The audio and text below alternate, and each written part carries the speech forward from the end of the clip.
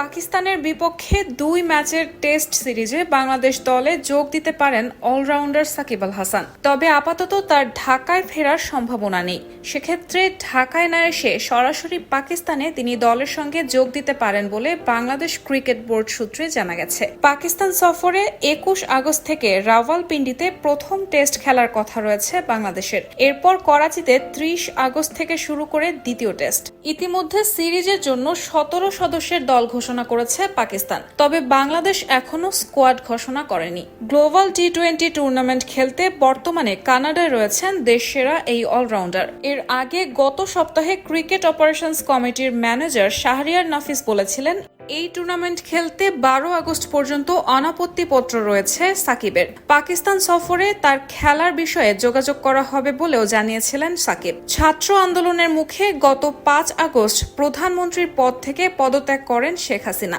এরপর থেকে সরকারের ঘনিষ্ঠ এমপি মন্ত্রীরা আত্মগোপনে রয়েছে। দেখা মেলেনি আওয়ামী লীগ সরকারের সঙ্গে সুসম্পর্ক থাকা ক্রিকেট বোর্ড কর্মকর্তাদেরও। সাকিব আল হাসান সদ্য বিলুপ্ত সংসদে আওয়ামী লীগের সংসদ সদস্য ছিলেন। তাই বর্তমান অস্থির রাজনৈতিক পরিস্থিতিতে তার দেশে ফেরার সম্ভাবনা একেবারেই কম। রায়হানা মুন, সবার কথা।